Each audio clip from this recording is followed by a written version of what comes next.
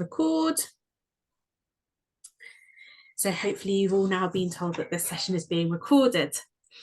So welcome everybody to this evening seminar, You Can't Sit With Us, Austen's Lady Karens and the British Slave Trade, which will be given by our speaker, Trey Ventour-Griffiths.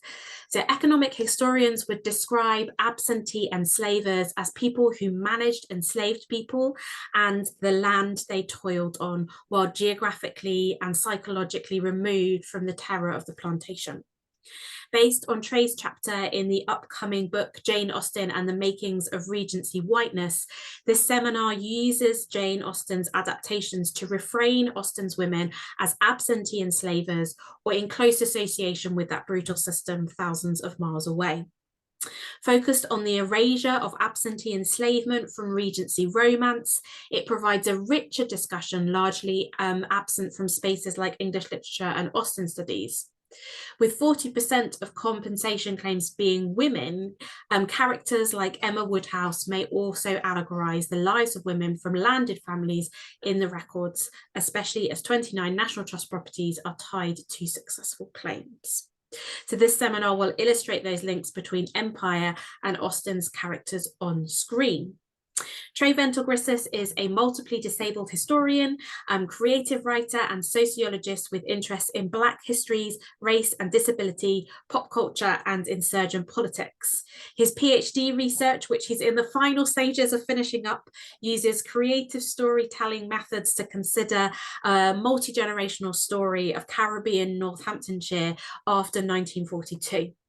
Trey's work is popular culture, looks at representation, identity, and political commentaries in the history, writing, and development of popular entertainment, namely comics, film, and TV. And at the moment, one of his projects uses Marvel media to develop new theories around microaggressions and other forms of social harm. Trey has written and presented on work including Regency romance, Greta Gerwig's Barbie, Peaky Blinders, superhero films, and the Disney princess phenomenon. So lots for us to ask him, I think, in the questions session later. Trey is also a member of the Centre for the History of People, Place and Communities Advisory Boards. And this event is part of the IHR's People, Place and Community Seminar Series hosted by the Centre. The Centre fosters engaged, innovative research into placed histories across all regions and periods, from the rural to the urban and the parish and the metropolis, with an emphasis on the localised, the micro-historical and the site-specific. It also works together with others to develop imaginative new approaches to making history and to identify opportunities for history to make a difference in the real world today. You may have heard of the Centre's two flagship projects, the Victoria County History, a national network of place-based history, and Layers of London, a digital resource providing access to historical maps of London and opportunities for members of the public to share knowledge about specific places in London. The centre is positioned in the Institute of Historical Research, which is a physical place in London, but also a global community dedicated to participating in, supporting and engaging everyone in the process of making history. So with no further ado, I'm now going to pass over to Trey, who's got some slides to share. So over to you, Trey. Thanks for that.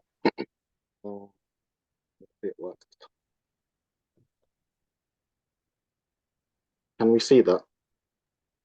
Yeah, it's looking good. You just need to put it into the full screen mode. Okay. So evening, everyone. Welcome to my paper, You Can't Sit With Us, Austen's Lady Karens and Britain's Slave Trade. So this paper is actually split into two bits. The first half is like a history-ish paper, and then which I did for the Society of Caribbean Studies Postgraduate Research Conference earlier this year. And then the second half has been adapted from an upcoming conference paper as well. I'm doing, I guess, a Ghost Studies Symposium in Ireland at the end of this month. And it basically extends the history elements into my personal experiences of heritage, Austen, and also ghosts, and where we might find echoes of Jane Austen's, I guess, colonial afterlife on rural estates today, so heritage sites and so forth. Today's paper is also based on a forthcoming book chapter from historians Dr. Sinanan and Dr. Jane Osborne's Jane Austen and the Making of Regency Whiteness. It's something I was first thinking about really, several years ago, back in 2019, when I was a student union sabbatical officer for Northampton Students' Union attached to the University of Northampton. And I was witnessing the ways white women maneuvered themselves at my local university and also local Northampton liberal arts spaces as well. At that time, I was already writing on period dramas. So things like the BBC adaptation of Poldark, for example, based on the novels by Winston Graham. And I was aware of how Black people in the liberal arts were also being abused by white women co-workers as well. And around that time as well, I became aware of historians Stephanie E. Jones-Rogers and Hannah Young's their work about gender and enslavement in Britain and the United States. So I began to think about what if that logic was applied to, the space of UK institutions. Ruby Hamad did a good job exposing this in White Tears, Brown Scars. And then I went back to my realm of film. So for many people of my generation as well, of cusp millennials, the 2004 film Mean Girls does not need an introduction. And it's where my paper, the first half of my paper title gets its name. It's a film that has impacted youth consciousness in ways few YA films have. So the cattiness, the viral forms of manipulation, the psychological warfare we see is one we know from workplaces and spaces as well. The plastics, as they're called in the film, are written as aspiration within an American high school. In similar ways to Jane Austen's women, are seen as the aspiration winning at capitalism in Regency England, which enables them to escape into the countryside. So watching these adaptations, I often thought about these characters as the mean girls that we see imitations of in public and private. Although the term Karen then has been going much longer, it came to a peak in 2020 to describe middle-class white women who weaponized their racial and class privilege against those racialized outside of whiteness. In recent times, though, I found it very problematic. In some cases, it has been co-opted to mean, basically, broadly speaking, any woman that someone might find vaguely annoying, which is a slippery slope into misogyny, when its origins speak to a distinct type of white womanhood. In Austen, this might take a different dimension as well, as these are stories where people that look like myself are largely absent. So what does this look like in white spaces? As in iterations of Emma, for example, the scene when the wealthy Emma Woodhouse mocks the poor Miss Bates is important because it shows where class exposes itself as something that is codified differently for different groups of white people. Miss Bates is poor, namely lower middle class in Austen's context, and Emma is exceedingly wealthy. She does not like Miss Bates's lack of social consequence.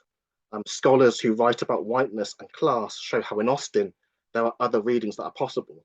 Class is not added on top of, but allows white folks to split themselves even from other white people. So it codifies whiteness differently for different groups read as white. Furthermore, as Georgiana Lamb in Sanditon, despite being an heiress worth £100,000, will never be white enough for Lady Denham. So Austen's Lady Karens in this world may come in very different guises, and obviously this is open to discussion as well. So a sociology reading might say some white women are whiter than others, some aren't white enough.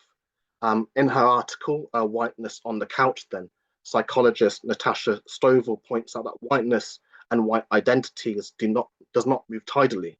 In her own words, she says, what is whiteness and which one? Farm to table white or cracker barrel white? Rust belt white or sunbelt white? Electric car white or pickup truck white? Digital white or analog white? 1% honky or precariat au fait? Italian, Irish, English, Ukrainian, Polish. As far as England, then, I would say Amelia de Moldenberg white, Lucian Yak or Superdry white, Made in Chelsea or Towie, Phoebe Waller-Bridge, The Catherine Tate Show or The Crown, Pumpkin Spice Latte or Matcha Tea white. And while these caricatures are by no means based on rigorous, I guess, academic research, but more like comic observation. They are metaphors for the many types of white womanhood in society, and that not all white women experience whiteness equally. So thinking about white women as absentees, then Jane Austen's novels and subsequent adaptations um, are known for their sharp dialogue, memorable wit, and characters, and commentaries of early 19th century societal norms focus on white women's love lives and preoccupations with extreme wealth, marriage, and social standing. The place of colonization, enslavement, and empire is not as popular as one might expect. Edward Said made an intervention back in the 90s, cultural imperialism, and then later on in The Pen and the Sword, thinking about Mansfield Park and absentee slave ownership. Although Jane's novels in large did not wide-scale commentate on the links between white escapism into the country estate and slave ownership, this is where adaptation could have expanded but chose to blindly follow the canon, basically. Corinne Fowler's book as well, The Green and Pleasant Land, explores some of this starting in Britain and then going out towards empire, showing that it's not only about the economics, but showing how the countryside has a long-standing black presence as well. Austen's unfinished novel Sanditon, or what became ITV Sanditon, for example, goes as far as having black characters, but falls short of those economic debates. What often gets missed is how white escapism in these programs and the source material is upheld by colonial violence exported off screen or out of text in that sense. To invoke Walter Rodney as well, colonialism was not just a violence, but a process whose main purpose was to inject profit into Britain. The underdevelopment of Africa was dependent on the development of Europe.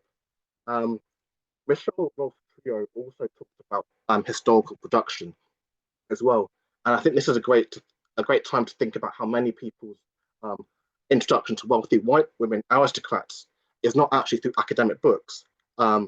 White women are everywhere in Austen and nowhere. So if your first exposure to the Regency is in period dramas, you probably inherited a narrative of carefree and blameless white women, playing second fiddle to white men as background, as passive observers, as benevolent allies, while their relationship to black people, brown people, and other people of color in many cases was a lot more sinister. So before I found academia, then I was a child watching period dramas. I went to school in a village and spent a lot of time around village cricket clubs and war memorials and country houses, and really things attached to England's ideas of nationhood and nation. Or learning these places were solidifying ideas of social hierarchy and class. Austen's women are part of that history. So to consider some as absentees then challenges how Austen is imagined in the public imagination as comfort. So we see this in Mansfield Park, following the working class Annie Price sent to live with her wealthy aunt and uncle on a Northamptonshire estate that lives dependent on an Antiguan sugar plantation. And then UCL's 10-year project, where they digitized the slave compensation records as well, holds the keys for a better, I guess, more anti-racist Austen, if that's possible. It holds records for thousands of slave owners and their claims, successful and unsuccessful claims. It talks about women like Catherine Anderson, who was awarded around just over £5,000 for the loss of 187 enslaved people, so property. Yet compared to Emma Woodhouse in Emma, 5,000 is really a pittance sum. In Emma is described as clever and rich, bringing in a personal fortune of £30,000, but we are never told the origins of the Woodhouse fortune. Screen adaptations really obscure these facts. Historian Hannah Young's PhD as well looked at the links between gender, property, and power, showing how both men and women played important roles in the transfer of slave-based wealth into Britain. One point of her thesis was showing the ways women benefited. And for characters like Lizzie Bennet in Pride and Prejudice, for example, her story could be expanded into marriage into wealth. Other readings may be that her husband, Mr. Darcy, acquired his wealth as an absentee slave owner. He is worth some 200,000, or some historians estimate the 1% in the years that Pride is set were worth 100,000. So he is exceedingly wealthy in that sense. Darcy is answerable to his auntie, Lady Catherine de Bourgh, who inherited her money and estate from her dead husband, and lives at the picturesque Rosings Park. The de Bourgh holdings may be too slave-related. Again, this is an interpretation. So, as a character, she is basically a total schemer and very savvy at getting what she wants. Very comparable to someone like the life of Lady Anne Eliza Bridges. So in Britain's Forgotten Slave Owners, Hannah Young reads from the letters and tells us that Bridges is incredibly wealthy, incredibly knowledgeable about plantation ownership, and is very assertive about what she wants doing on the plantation. For example, she orders the sugarcane trenches are to be dug crosswise rather than perpendicular. She's particularly keen to ensure there's a fresh manure to improve the quality of the soil.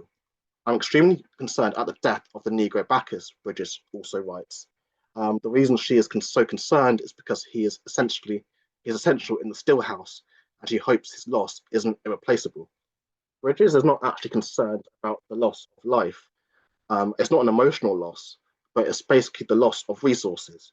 The economics of the slave compensation records illustrate how 20 years after Austen's heyday, the characters in those stories were probably lining up in London to stake their claim. It is within that, I guess, destructive history that the records show that other readings are possible of Austen's work. Earlier romance texts as well, like Tom Jones, which was adapted in 2022, gives another example with Lady Bellaston, who was independently wealthy and unexplainably wealthy, conveniently in that show in the 1740s. Amo Sante's Belle, set in the 1780s, also writes white women as almost just annoyingly racist, but somehow allies, but ultimately support the white men. It was a missed opportunity, I think, for me to think about how women oppressed by patriarchy did not give two hoots, basically, about owning enslaved people and participating, I guess, in receiving the profits from colonized labor. Gender-only analysis dominates fandom discussions as well in Jane Austen, I guess, online Facebook groups and things like that, upholding a culture set on keeping colonialism and empire out of Austen. White women's escapism and that carefree life is readable through the colonial terror happening in the Caribbean. In Ang Lee's Sense and Sensibility, then, Marianne Dashwood is saved by Colonel Brandon after getting lost in the rain, developing a serious illness in the backdrop of the rural made by enslavement in the Caribbean. Black walkers at those sites, so stately homes and so forth, wander the ground that period dramas are now used as film sets. Christina Sharp's book as well, In the Wake, explores the enduring impact of enslavement on Black life, using the idea of the wake to see how Black life is shaped in a world where its colonial logic never left. So Black walkers in rural Britain are situated in Jane Austen's colonial afterlife, where rural estates with a big house in the middle imitate the rural Caribbean, a big house surrounded by plantations. Stately homes today in Jane's afterlife would also mean to take racism not only as a physical project, but a spiritual one as well. These sites filled with the wide rooms, lakes, tall ceilings, and white women portraits come to show how these spaces were made, who they were made by, and who for. Georgiana in Sanditon speaks to this, where she sees that even with £100,000, her spirit doesn't take to these people and these spaces. Fortune hunters, she calls them. There is also Lady Susan, who is independently and also unexplainably wealthy in Sanditon as well. But equally, with a historical lens, you cannot tell me that these women gained their wealth ethically as well. So the UCL records gives a researched backstory to what we see in art and popular culture. Some of these women were outright enslavers. Some inherited it. Some were dependent on the system through male relatives. It went from the lower middle class to aristocrats, and it shows us that they enjoyed the life empire bought. In many ways, this is the contrast between Jane Austen's work and maybe someone like Charles Dickens, someone like Charles Dickens, where a reading of Oliver Twist, for example, where we're not told how Oliver's grandfather, Mr. Brownlow, made his money. We are told he's rich and he adopts Oliver at the end of the story. but taking his age as an elder in the 1830s and 40s, when that story is set, it's possible he got his money through absentee enslavement as a young man, which contrasts to the story's themes against the workhouse and the exploitation of children as well. So poor, in Jane Austen's terms, really just means lower middle class, and that's how I read it. Um, and so someone like Miss Bates is lower middle class. Austen's poor is not Charles Dickens' poor. So it's relative, which is why I can't take any of these people seriously when they say this. Basically, you have to get a job. That's basically what they're saying, and it just irritates me half the time. But anyway, these white women oppressed by men, um, but also managing to escape based in a system of anti-black racism flies in the face of a narrative the media establishment want to produce. So through seeing what's not there, you begin to see how escapism is also whiteness, effectively. Yet we as consumers are told to suspend basically all our logical belief systems and everything we know, in favor of a good story, effectively. Um, and those ideas of empire are relegated to the backdrop. In Austen's rural, then I see rural Grenada, where my family are from. So every estate, I dream of my ancestors, colonizer and colonized. As also nearly 30 national trust properties are linked to successful claims for compensation. Um, there are other ways to tell stories of the slave trade, which is also black genocide as well. Chattel enslavement is genocide. So the tropes of period dramas clash with the vision the powerful have for history. A couple of years ago, I used the film Alex Garland's Men to think about how horror might be a way to bring the compensation records to life. In Men, we have Jessie Buckley's character Harper Marlowe fleeing a domestic abuse situation in London, and she flees to a country house. I think it's in Hertfordshire as an escape, only to find Rory Kinnear's many faces of patriarchy waiting for her. Very much in the echo of James McAvoy in Split. So Rory Kinnear plays about 10 different characters in that film, basically saying the many shades of patriarchy, basically saying all men to varying degrees are the same. And that's what the film was about, effectively. But what made films about enslavement that way, about whiteness that way in England?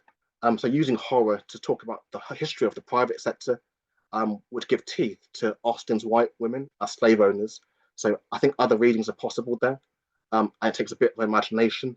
The creative element mixed with the academic element. So the next part of this paper takes that historical discussion of Austen and really seeks to offer a possible, I guess, theoretical step a little bit. So in 2023, I started a project, a bit of a side quest to my PhD, thinking about how white supremacy and whiteness operates not only intersectionally, but also through things like time, reality, and things that can't be perceived ordinarily with the human senses. A bit like 4D chess, and it draws on people like Charles Mills's term, like racial time, where time manipulates how we experience racism, for example. But that spate of work was also grounded in Stuart Hall and his ideas of low theory, finding meaning in popular places, alongside scholars like from queer and cultural studies, Elizabeth Freeman, Lauren Ballant, and Jack Halberstam as well. So I thought about the horror of country houses, which then you can begin to connect to Austen and I guess the colonial poltergeists in the basement. So what spirits lurk in the corners, and the white ladies of the lake that go bump through country estates, and the trees and the fields and so on, and that expansiveness as the holders of truths held in the blood of things like checkbooks and invoices and bank statements, these very physical things. Um, so, um, so philosopher Jacques Derrida used the term hauntology to describe the time-transcending battles or abilities of Marxism to haunt the global West beyond the grave. It's in his debate of Karl Marx and that a spectre is haunting Europe, the spectre of communism, that Derrida invokes Shakespeare's phrase, the time is out of joint, also arguing there is no historical origin of any point, but an always already absent present. And to be fair, I found his book very, very confusing. I found it quite inaccessible, and not written for people, I guess, that are wanting to learn from outside of the academy. But I think he was writing for an academic readership in mind. In many ways, there have been writers before and after Derrida I found infinitely easier to follow including Toni Morrison and Alice Walker, and several of the black feminists from the 80s and 90s. Hamlet's claim that time is out of joint was useful for thinking about how country estates as film sets for Austen adaptations, as well as Regency reenactments with the costumes, keep that performance of empire alive and kicking, celebrating that what empire prophets gave. It shows time is out of joint, quite literally, with the ghost of Austen in the present, through things like Bridgerton parties, for example. Albert Einstein called time nothing more than a persistent, stubborn illusion. And then physicist Sabine Hossenfelder writes about a block universe, where ideas of past, present, and future exist similarly. Ultimately, this scientific conceptualization of time challenges how historians teach history as the study of the past, distinct from the now and the future. So thinking about this white women, racism, and history, might the experiences of black folks be in conversation with this block universe where empire on these country estates never actually really died in that sense. Might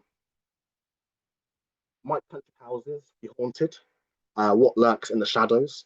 So taking these grand estates, its symbology as film sets for these stories, it leaves space to commentate on the silences. In March 2024, I presented at Historic England's Wellbeing and Heritage Conference at my local heritage site, Delapre Abbey in Northampton. My paper was about how white heritage staff can act like police officers against black staff and visitors, very much in the ethos of rural estates, basically as open air prison. Think about Foucault and the prison effectively, but dumping that whole logic on rural estates. Sociologist Denise Noble also replied to me when I tweeted about this, saying, "I'm pleased you are giving visibility to this phenomenon, that it's so pervasive. I can't forget the white woman at Windsor Abbey," and I think she's talking about Windsor Castle here. It turns to me, my friend and our 4 children, and angrily belched, "What are you doing here?" I hope she surprised herself with her visceral repulsion. So in these, I guess, these white on black crimes, is Jane Austen's time and our time melding? Is time to invoke Hamlet out of joint? So now programs like Bridgerton then have continued with that tradition, with the balls and the Regency culture and the costumes and so on, and how fans have taken up this mantle with their own parties. So the empire is always being performed. So that war on narrative is still being fought.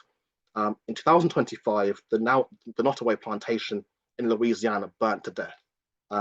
Academic Dr. Mia Crawford Johnson's Selfie comes back to my friend, literary scholar Rene Landell's assertion that symbolic power is power. Dr. Wren talked about this in an Al Jazeera broadcast back in 2022, when several Caribbean islands were asserting their right to cut ties with the monarchy. And the burning of Nottoway and that selfie as symbolic is an affront to empire everywhere. It's the photo finish that takes the radical rest our ancestors never could. And I'm going to leave that bit there, but I think you should, if you're interested in stuff like that, you should go and look at the original Instagram post on her Instagram channel, because I found it really interesting as a point. Because people want to protect these places, but I don't think there's anything to protect for me anyway. But my ancestors were colonized by these people, so I'm not objective here. But yeah, in her paper, Colonial White Womanhood, Persuasion and Its Afterlives, Kerry Sinanan, I mentioned earlier, historian and literary scholar, makes several arguments, including Austen's works are representations of everyday imperial white supremacy. She thinks Austen's works with an on-screen pop cultural, she calls it a novelistic refictioning of Austen right now for her 250th birthday. But Austen is reimagined to embody all that makes Britain great. Kerry throws up Jane Austen, The Rise of a Genius, which is now on iPlayer. I watched it, and it's just imperial nostalgia. I'll probably tell everyone else to watch it as well, so they can suffer just like I did. And it's something that will gather celebrities to reanimate Austen's ghost and how great she was. This is very close to COVID-19 Britain, where former Prime Minister Boris Johnson was comparing lockdown to the Blitz. Many of you will remember that. Austen to this strain of white women, then, I think, to me, is what Winston Churchill is, and the war is to many, to this certain strain of white men, and that are empowered by that whole narrative. So that is particularly important now as marketing for her forthcoming 250th birthday is happening, and especially in Bath as well. Carrie lived in Bristol for many, many years, and remarks how you will see mainly cisgender, straight-presenting white women, gendered bodies dressed in muslin, Regency costumes, and parades of red coats as there was last year. It's imperial nostalgia as performance art. Austen is a cultural vehicle and really gets away with it because these stories are just nice and cozy and non-confrontational. Carrie is also from Trinidad. She's Trinidadian Irish and has a natural disposition against this kind of imperial nostalgia, cultural violence, basically. For me, I also agree with that assertion. Since my own background with grandparents from the Caribbean, so Jamaica and Grenada, and their histories, I also have a family history of being involved in slave rebellions. So my family were involved in the Fadden Rebellion in Grenada in 1795. And my talk today is influenced by that position. So Dress Up, bringing Jane Austen's ghost back. Dress Up becomes a host for, I guess, whiteness as this parasitic process to attach itself to. Victorian Britain gets to live again, basically, through performance.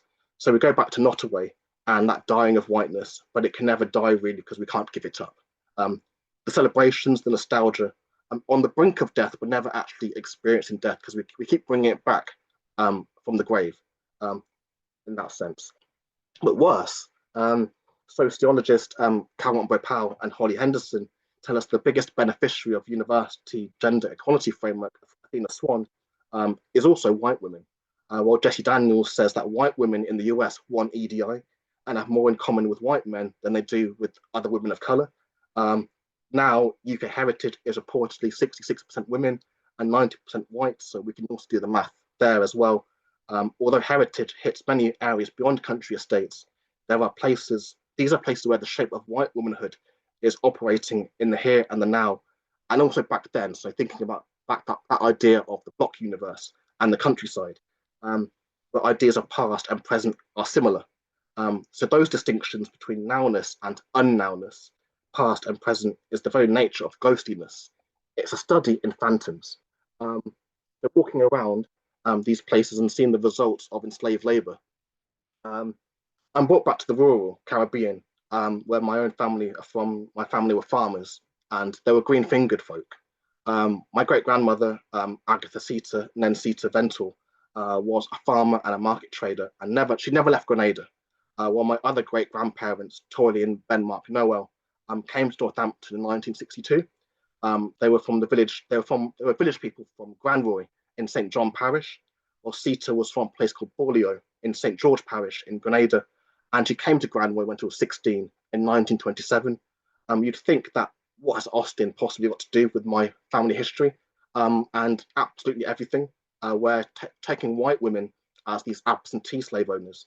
So the ancestors of the Ventours and the Noels were probably on the other side of that history. And through my PhD, I found doing interviews with many local people in Northampton and in Wellingborough as well. So many people can tell family histories of farming and land in the Caribbean. Yet, rural spaces in Britain are often seen as areas of escape. In Northamptonshire, this is seen with white families using sites like Delapre Abbey to forget their troubles. So the English rural is really seen in that idea of horror and terror and violence. For children that grew up in the rural Caribbean, many were an extra pair of hands to work, but many were also allowed to be children. My older cousin Weeks saw Northampton as a vastly different place to rural Grenada. He was raised by his grandmother, and while he lived Northampton town, he also told me that as a family, we never had a fridge. As a family, we never had a cooker. Everything was organic, so the sea provided the fish, the land provided the food. It was us going into the field, the allotment, the bush, whatever you want to call it. And we just took what was provided, whether it was banana, sweet potato, yam, plantain, you name it. It was there. We came home, prepared it, and we ate it. Things like chicken was killed and prepared. Fish was netted and prepared. As a kid growing up in Northampton, these are things we would never have done. Bearing in mind, we never had any electricity, so everything we ate was with a kerosene lamp. But if you lived there, it would have been normal, he told me. So these you got the British rural opposite the Caribbean rural. And what we've got there is like a study in greenwashing in that sense. For Weeks' ancestors, my ancestors probably built places like Althorpe House, for an example, which is another one that's local to me. Um, Again, siblings, Ron Frater and Marcia Walker, talked to me about their grandparents. Until she was 6 years old, Marcia lived in a place called Duckenfield with her parents before going to Hampton Court, St. Thomas, Jamaica, to live with her maternal grandparents, Alexander Nesbith and Francesca McDowell. Growing up at Hampton Court, the place she left as a child was not one of cityscapes and tower blocks, but of countryside. On Wednesday, she helped her grandmother grate coconut. It was on Friday nights, Francesca took the coconut oil to sell in the village and to market on Saturday. So similar to my great grandmother, Sita as well in Grenada. Alexander Nesbith he wasn't a black man. He was what they called Assyrian. And one remembers their grandfather being fair skinned with wavy hair. And he recounted how the Nesbiths made their money through loan sharking. And when poorer people couldn't pay what they owed, they took the equivalent in land. And to be honest, the Nesbith story is very medieval. It's very Austen in its brutality, except Austen exports that sort of violence to the Caribbean and the Americas. So Alexander Nesbith and his brothers were also involved in the dredging of Gatun Lake in Panama, and one of the brothers was reportedly killed in a flood as well.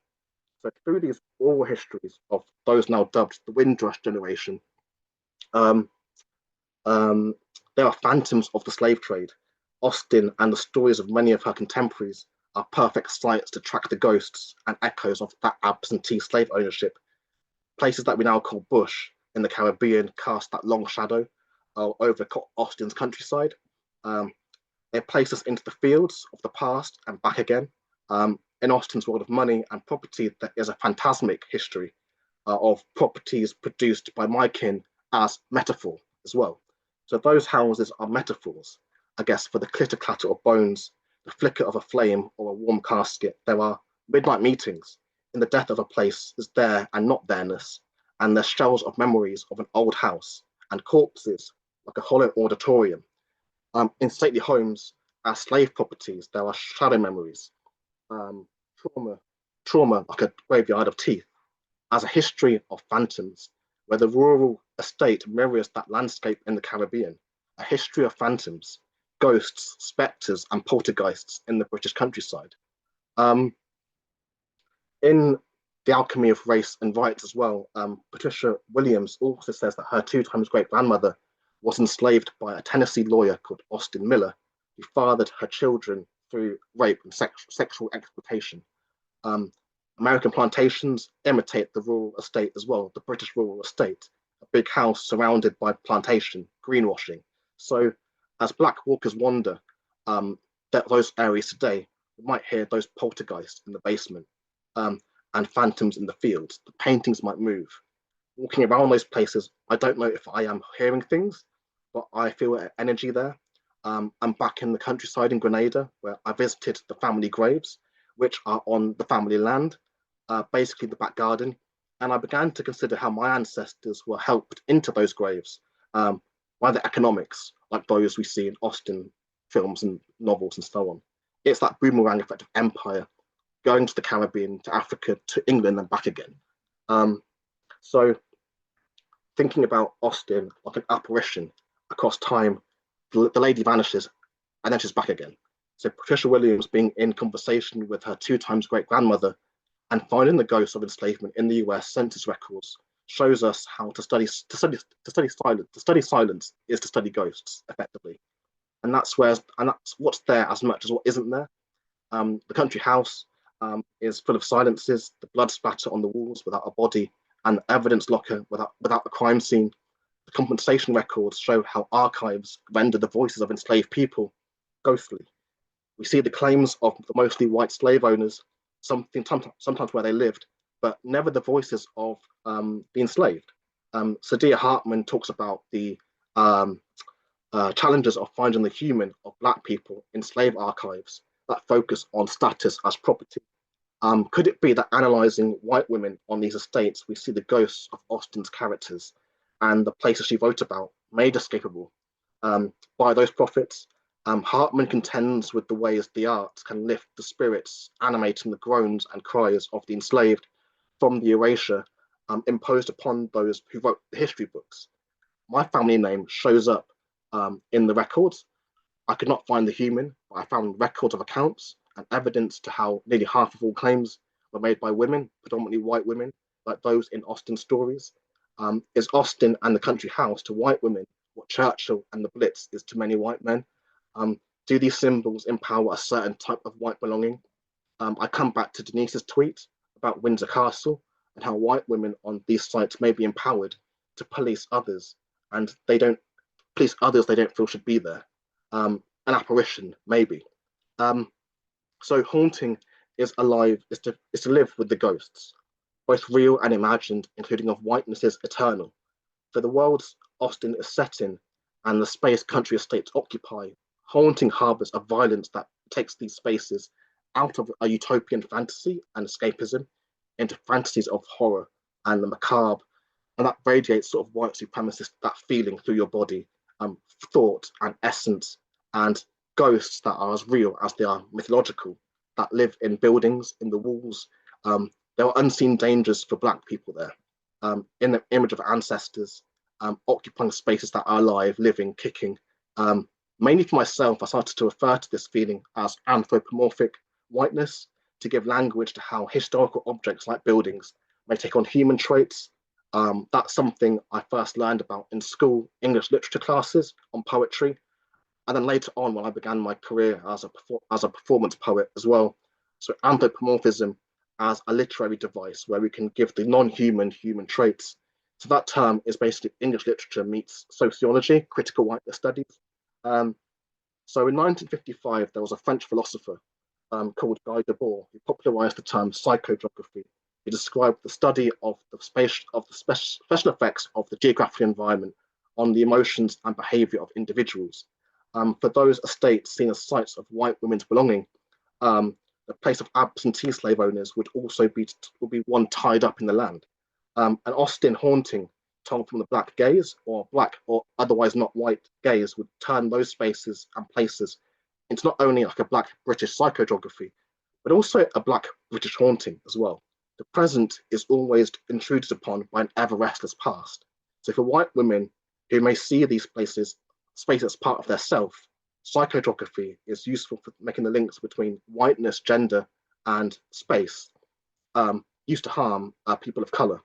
Writing empire back into Austen would take a turn where to write enslavement back into those locations, the film sets, would be to admit the real places have our ancestors' blood on it as well. So there lies like, the delinking of fiction from reality, and sort of the mixing of the two as well. What is real and what is not. But they feed on each other like a snake, devouring its own tail in that sense. Austen's stories cannot have it both ways. Arguably, texts that support a certain type of womanhood and really a white womanhood, let's be honest, but also having that womanhood dependent on the exploitation of Black people, brown people, and other forms of colonized labor off screen. What we have is a capitalist white feminism, fully part of a culture of white supremacy, dependent on an order of things that sorts and stacks people into groups. To abolish enslavement, Austen is intimately connected with those structures of inheritance and bloodlines, and who gets what property and so on, that we see on screen and in the books, and in the stories of many of her colleagues as well. Very much in Ruth Wilson Gilmore's definition. So there's no Austen without Black death. Like to have Austen and the properties there, Black people in the Caribbean have to die on those plantations, as bleak as that sounds as well. But that was the nature of slavery. Enslavement is genocide. So using hauntology then, and ghost studies to animate the country house and the slave compensation records will be a novel approach and open a conversation that cannot be quantified in the usual ways, because we're taking the unseen feeling. So anthropomorphic whiteness gives a language to the way in which the terror of colonial history is embedded in objects, in present day objects, living in the present. How do objects become charged with whiteness or white racism? Castles, churches, statues, Shows like Doctor Who are a visual motivation, I think, where the Weeping Angels make me think about how we might tell stories where the statues of the estate come to life and the people of the house are forced to confront a woe of their own making. The angels don't move when you're looking at them, and then you look away, and then what happens when you blink, effectively? And that's whiteness for me, in a nutshell.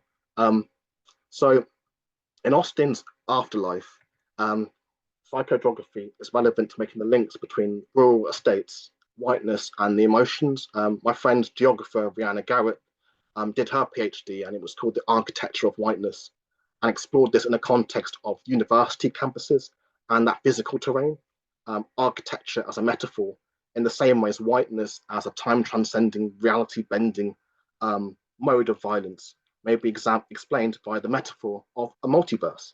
So, that idea of many worlds and many whitenesses.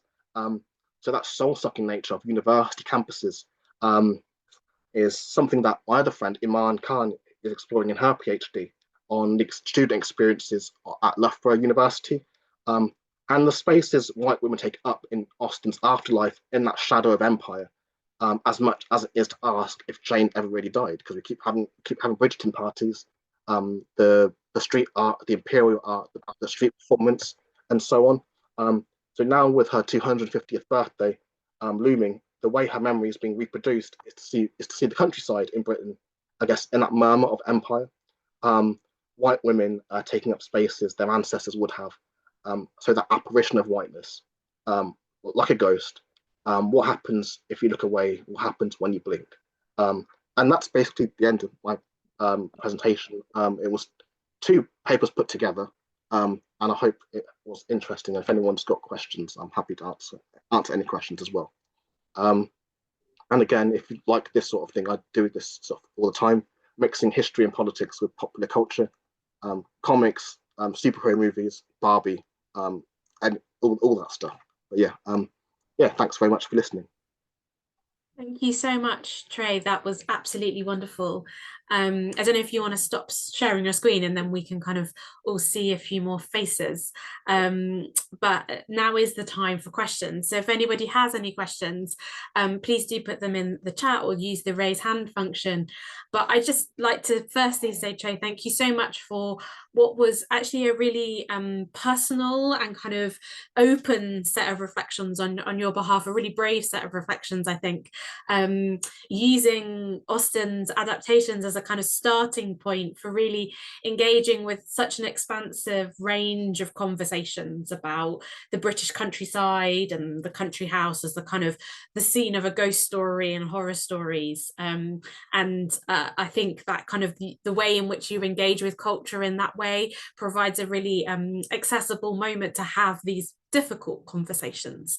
So thank you so much. And I mean, there's so much there that I could kind of open up, but maybe while people are thinking through their questions and formulating questions, what really struck with me as one of the co-general editors of the Victoria County History, which is really often, not always, but often engaging with the kind of rural histories, is the kind of broader implications of what you're saying about the countryside as a space full of ghosts and full of horror narratives. And there have been times in the past where we've sort of jokingly talked about ways in which we could tell VCH ghost stories, but it would be super interesting to have some conversations with you about, you know, how the VCH unpicks those ghosts that are within those rural narratives that it's talking about, and the research that's been done, and how to start kind of thinking about how to tell those narratives in an effective way. Yeah, I think there's definitely space for that, and like even something as basic as a ghost tour of a country house might be interest to people. But I know, like I mentioned in the paper, Toni Morrison, and she coined a term called rememory, and that could probably be applied to, I guess, Black experiences and Asian experiences of going to a country estate. Like you may not have experienced something traumatic there, but your ancestors might have done, and what you're experiencing is what your ancestors experienced. And it's sort of like that. It's that secondhand trauma. I think they call it. I think psychologists would call it vicarious trauma, um, or historical trauma as well.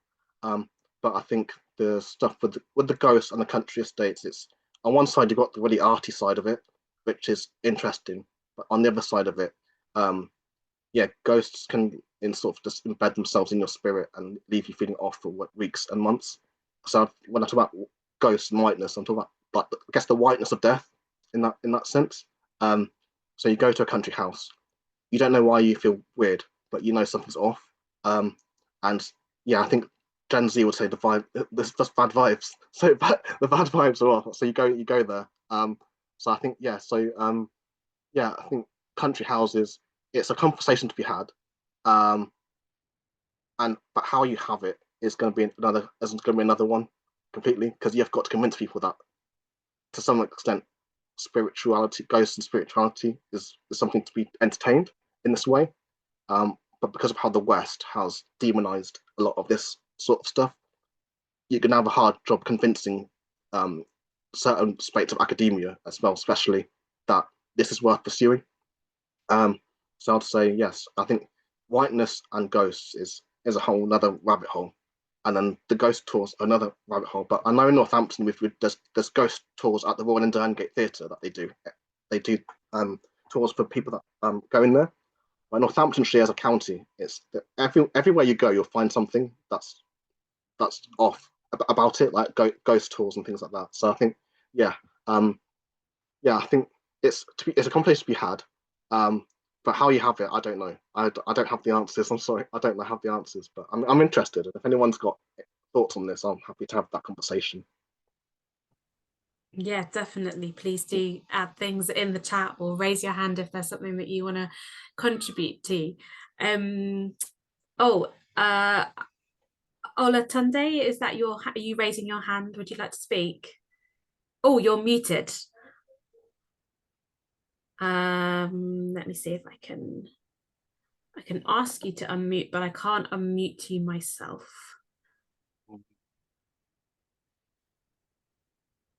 It might have been the way that you joined that you might not have use of your microphone.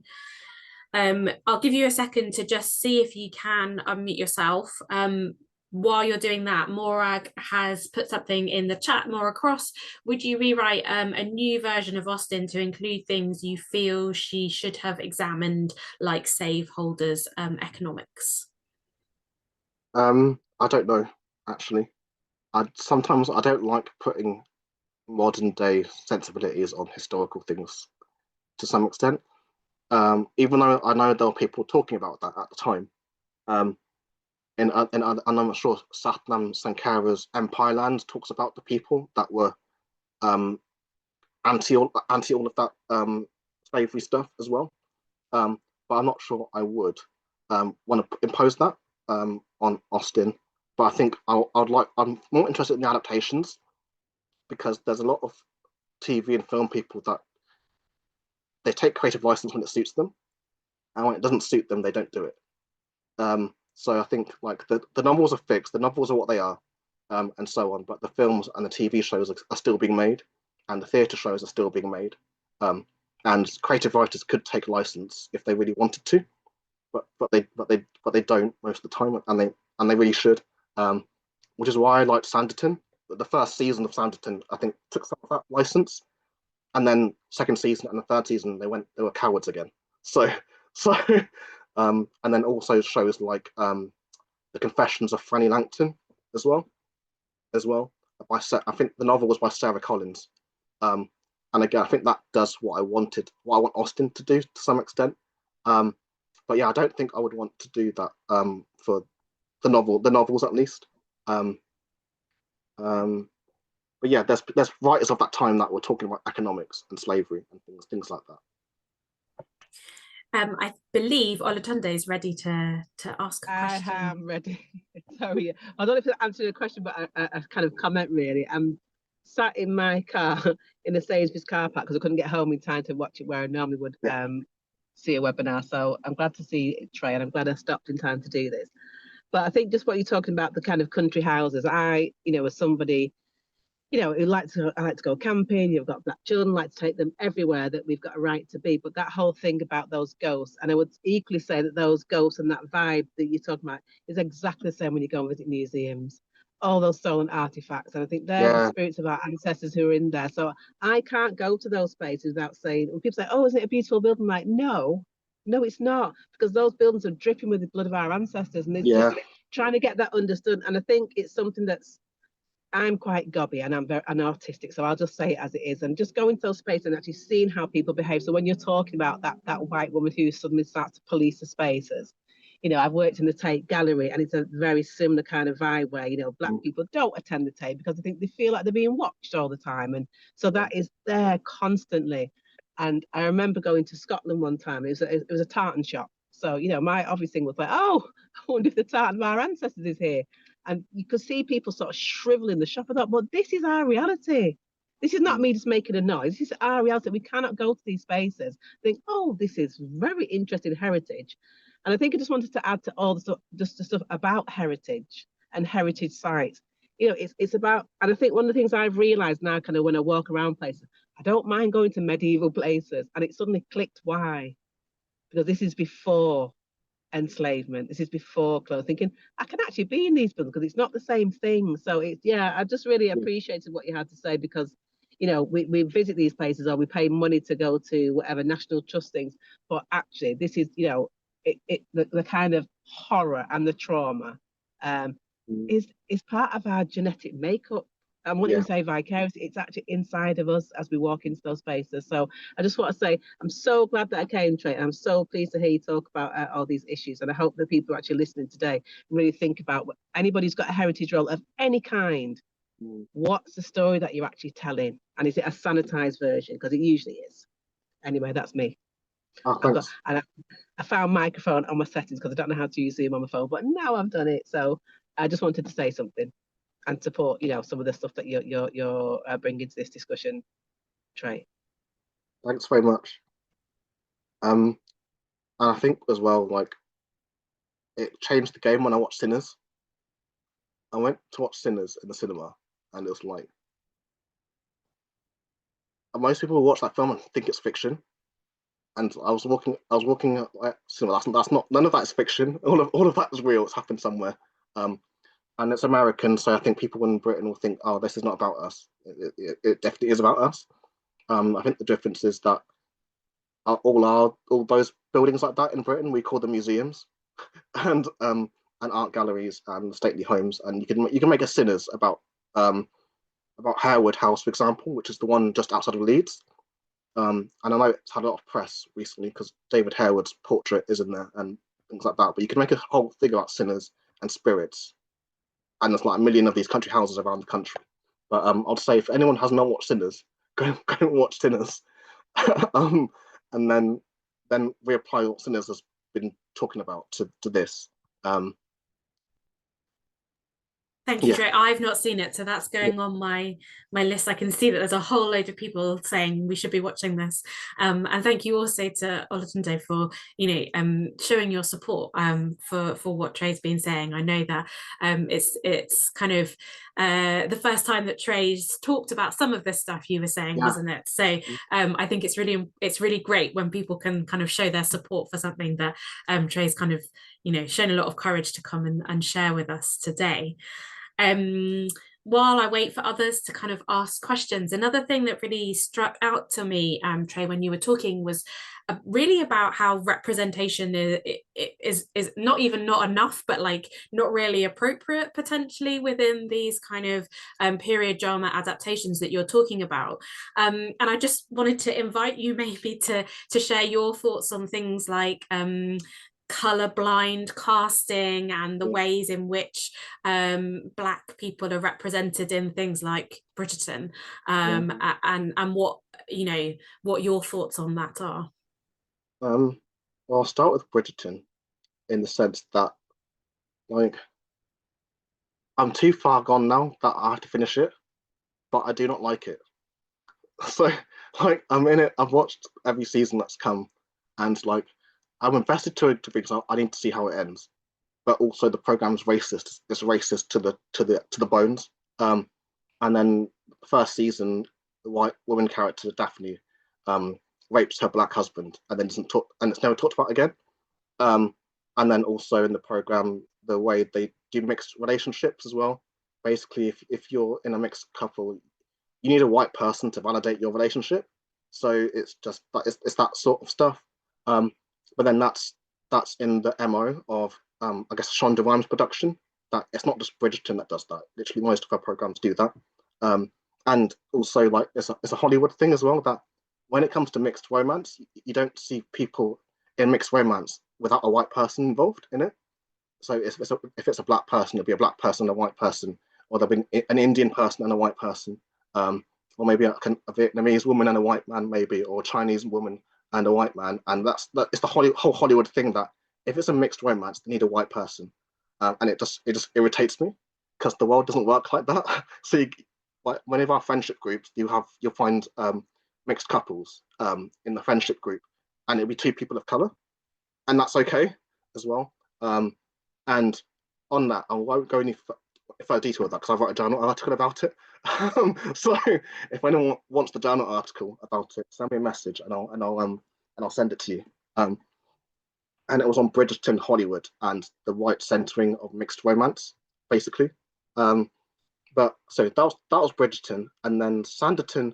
I found it a bit better, the first season of Sanditon, because it sort of touched on the slavery and it touched on sort of the racism issues of the time, and it wrote Lady Denham as a Karen, basically.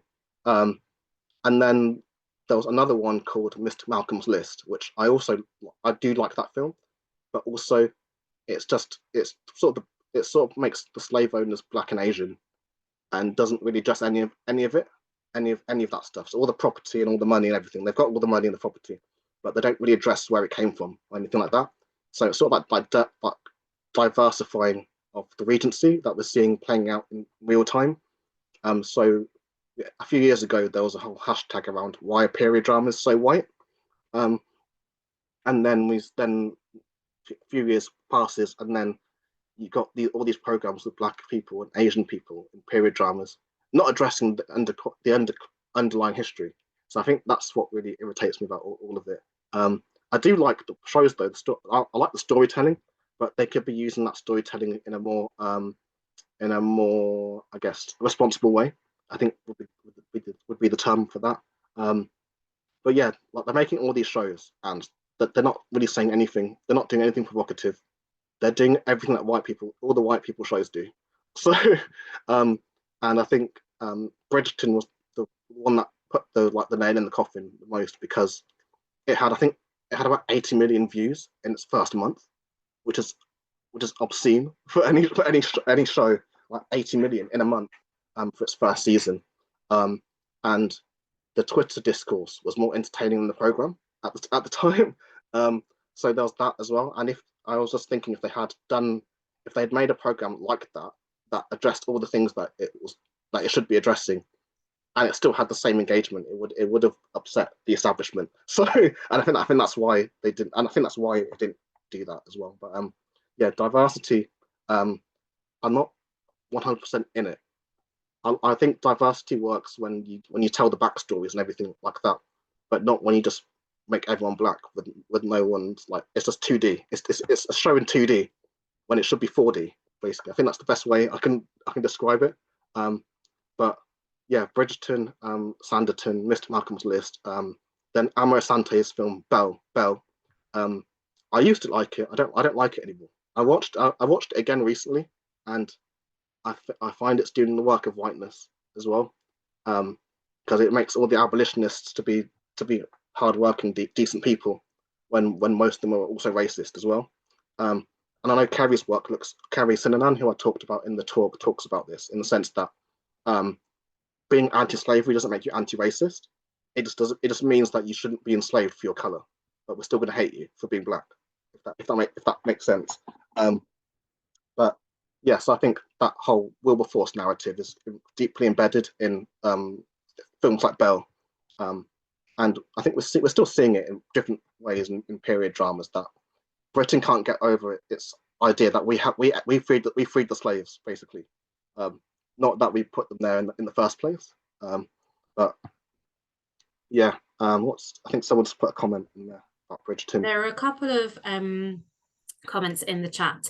Amara has shared a short story by Shani Muti, which deals with ghosts and Caribbean history and just given the reference there. So that's something else for people to follow up.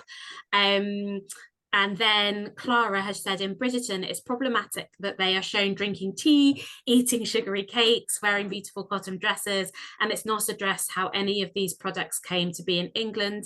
So yeah, there's a diverse casting, but it doesn't feel progressive if they don't talk about how colonialism and slavery led to the lifestyle that the Bridgerton family and their society enjoy, which I think is really interesting, thinking about kind of some of the nitty-gritties of not just where the money comes from, but also how the money is spent. Yeah. Trey, have you got anything you want to add to that? Yeah, I mean, it's like it's the micro details as well in that. So all the debutante, all the balls and stuff, and the parties and the clothes. There's probably not anywhere within that Empire hasn't touched it in some way. And I know in Jane Austen's work, I think it'll be Love and Friendship, the film. I think this book was called Lady Susan, where it's the 1790s. And at that point, it was cotton was a major import into Britain at that time, and a lot of the clothes that the women would have worn would have been made out of American cotton, which was also picked by enslaved people in the South. So you got that US UK connection there as well.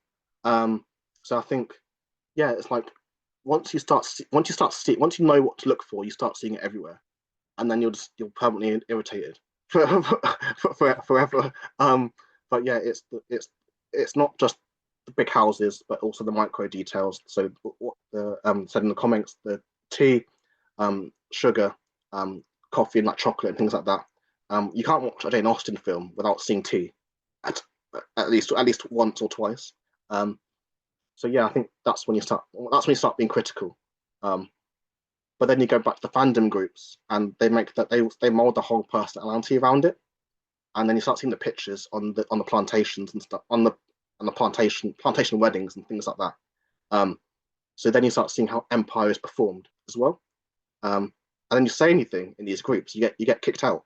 So I was in those groups, and I've been booted out. I think I got booted out of 3. It's for talking about empire and colonialism, because they will use things like no politics rules in these Jane Austen groups. And then if you start talking about things like LGBTQ+, for example, history, which happened when Gentleman Jack came out on the BBC, and people were suddenly become interested in queer histories.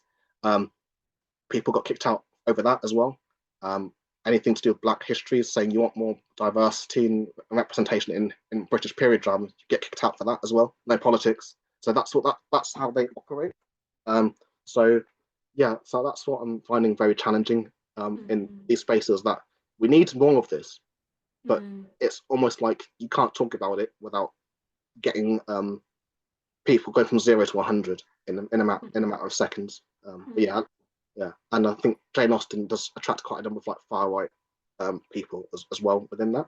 And as we know, Trump wouldn't have got in if it wasn't for white women. I think it was 50% of the voter turnout, or 50% of women voted for Trump. White women voted for Trump, and you can sort of see that crossover between white women winning at capitalism in Austen and Trump, and that's sort of like that crossover. And then in Britain, the British side, the culture war as well. So the National Trust report and all those, and Corinne being unfairly targeted by far right people as well in Britain. So yeah, I think it's just a lot. It's a lot of difficult. Everything's a struggle. Everything's a struggle. For there might be people who are here today who work in kind of heritage sites. They might work in kind of Austen specific heritage sites. They might work in places that have kind of Austen archives associated with them. Like, you know, if someone is having a conversation with a visitor to one of these sites, and they're, you know, they're having a more in-depth conversation, like where is a good starting point for kind of raising some of these more complicated issues about Austen and the relationship with absentee enslavers? I mean, in terms of empire and stuff like that, I would say I was part of a cluster of journal articles on this. It was myself, Kerry Sinanan, and then Amanda Ray Prescott, who's a journalist in the States as well, and she writes a lot about period dramas. And then also our other friend, Bianca Hernandez Knight, who's a historical costumer. And we did a cluster for ABO Journal in the US. It's a women's writing journal. And we did basically Austen on empire and different aspects of it. And I think I'd say start there, because you get the stretch of it within those papers. And I'll send you the links to that, so you can share it amongst colleagues and things like that. But also, I think there's Vanessa Riley has written on this as well. And I'll also say Google search Pineapple Gate as well, because there was a whole scandal in 2019 around Sanditon and using the pineapple fruit as a centerpiece for the dinner party. And the writers used it to commentate on racism. And then obviously, like, as I said before, it attracts quite a number of far-right women, these sorts of programs. And they basically started using the pineapple really inappropriately on social media. And then Amanda wrote a paper on Sanditon and the pineapple. So if you want to look at that as well, it can tell you how Jane Austen is received on social media as well. And you can see the crossovers between Austen and other conversations being had in society, the more popular conversations. But yeah, I'd say start with Kerry Sinanan, Amanda A. Prescott, and Bianca Hernandez Knight, and people like Vanessa Riley as well. I think there's Damian Scott as well. I think I'm trying to remember what I put on the slides, because I know I had one slide that had some of the writers on this as well. But there are people writing about it. What I'll say is that a lot of it is American as well. As I said, like Jane Austen to white women is what Churchill is to white men in this country. And I think it's a lot safer to write about this outside of the UK, because you might, if you end up posting about it and you go viral, you're going to get trolled and things like that, and abused by email and stuff like that. So I think the way Austen's received is it's just very it invites a sort of toxic white woman feminine. It's that sort of, it's very like Karen-y in that sense. But I think that was really helpful at the beginning of today's seminar for you to kind of specifically define what you were meaning by the kind of the Lady Austen's Lady Karens, because I think you're right in saying it, you know, that term has come to be used in a more generic problematic way, but that very specific way in which it is intended to be used, I think was really enlightening. I'm just going to share something in the chat that Andrea has shared with me, which it has some really interesting kind of starting points for conversations around some of these topics. But this is a kind of final call for any other questions that people might have for Trey. So if you have anything that you want to say, now is the time. Amara's also just shared something in the chat. Black Romance podcast has an episode with Vanessa Riley. Thank you so much, Amara. That's really helpful. Trey, I saw something on social media following up from the Instagram post that you shared with the selfie with them taking a photograph of the burning house from the plantation, with people pouring libations on the ground in the area where the plantation was burning. And I just wondered whether this kind of those rituals, whether you've reflected on how ritual might play a part in rethinking country houses and the countryside in Britain as well as in America. Yeah, I mean, there's diaspora communities in Britain as well. I know in at least the Jamaican contingent that things like that is still popular. And when someone dies, I guess within the Caribbean, I guess broadly speaking, Caribbean community in the UK, there's still ancestral practices like the nine night as well, which is basically a remembrance, I guess 9 days after the person's passed. And I know within my family, the libation thing, I think the last person that died was a while ago, but I remember it happening when that happened. So these are things that sort of travelled through the slave trade and empire and sort of got passed down the family tree. But I know in the Caribbean that stuff will be very, very prominent, because I went back to my grandparents' village, and it's like an African village, just in the Caribbean, where everyone looks like you, and it was quite spooky actually, because I've not grown up around most of my family members either.